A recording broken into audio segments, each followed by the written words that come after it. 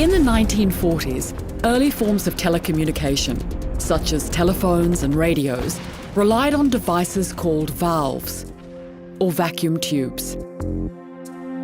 Valves were devices used to amplify electrical signals. However, they were expensive, needed a lot of power, and broke easily.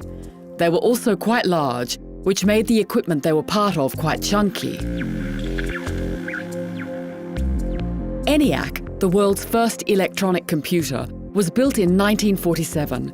It was about the size of a small house and contained a staggering 17,468 valves or vacuum tubes. There was an urgent need to find a replacement for valves, which happened in 1948, when the first transistor was invented. Transistors were small, cheap, reliable, and used a minimal amount of power. They quickly replaced valves in many types of electric circuits. But their success led to further problems as they became used in ever more complex circuits. Increasing numbers of transistors and resistors had to be soldered into circuits. In 1959, the first integrated circuit, or IC, was made, in which a whole circuit was cut into a single piece of silicon. This led to the possibility of mass production and the founding of Silicon Valley, which today is home to many of the world's largest technology companies. Ignition sequence start. During the 1960s, the space race between the United States and Russia drove the development of small-scale electronics operating in rockets and satellites. ICs, or chips as they became known, quickly became smaller and more complex. Significant improvements in design and manufacturing processes have resulted in chips of ever-increasing complexity, sophistication, and miniaturization.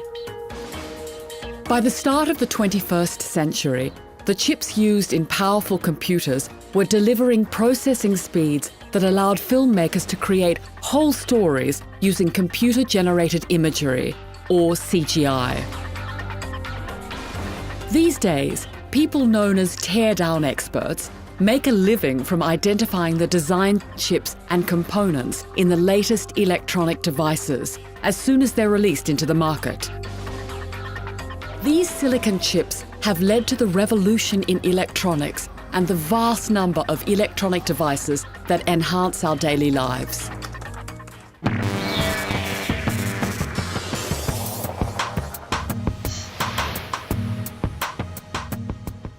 We can begin to understand the science behind electronics by studying the materials they are made of.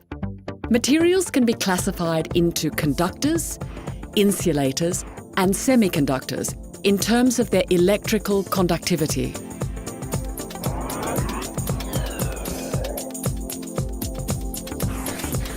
Conductors are usually metals.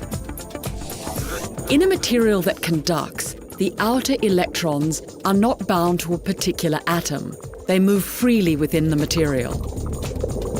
If a voltage from a power source is applied across a conductor, the negatively charged electrons are free to move towards the positive terminal of the power source. According to band structure theory, there are two bands in materials: the valence band, where the outermost electrons in the atom are, and the conduction band, where electrons can go. In conductors, the bottom of the conduction band of possible energy levels for electrons overlaps the top of the valence band. This means that there is no energy gap. So there are always plenty of electrons in the conduction band, ready to carry an electric current when a voltage is applied across the conductor.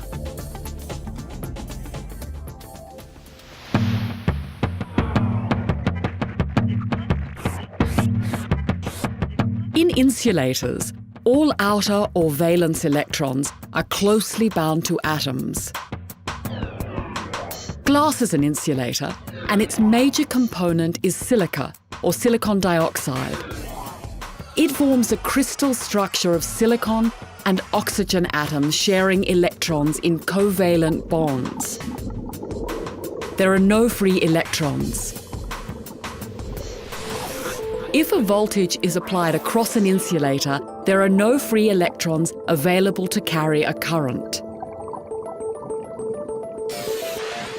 Band structure theory asserts there is a large energy gap between the top of the valence energy band and the bottom of the conduction energy band. To cross this gap, an electron needs to gain a large amount of energy, such as a very high voltage being applied. In normal circumstances, there is not enough energy available to allow electrons to cross the gap, so there is no flow of electrons and no current.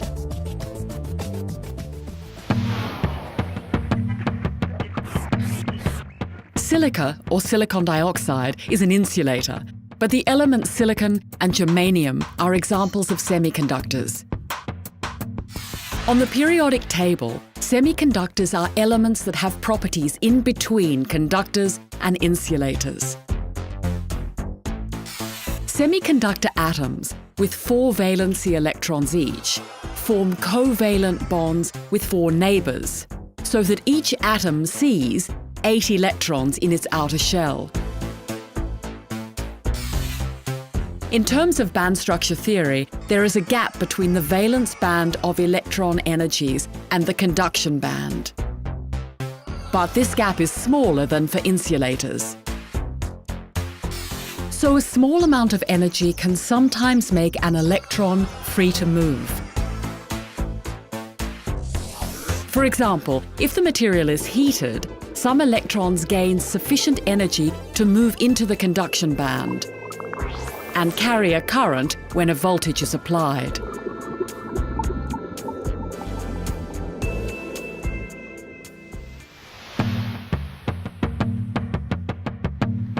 Many modern electronic devices, such as solar cells, light-emitting diodes, and integrated circuits, or ICs, contain semiconductor materials.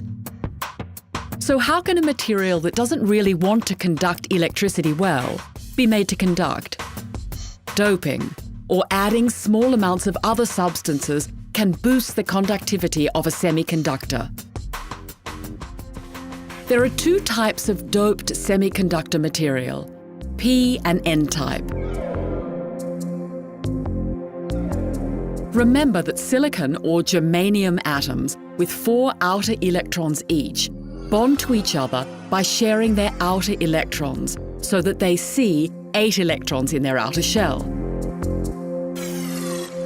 N-type material is made by adding a small amount of an element that has 5 electrons in its outer shell, such as arsenic or phosphorus. But when arsenic is added, there is a spare electron from each arsenic-silicon bond. These spare electrons are available as conduction electrons. The material is called N-type because the majority charge carriers are negatively charged electrons.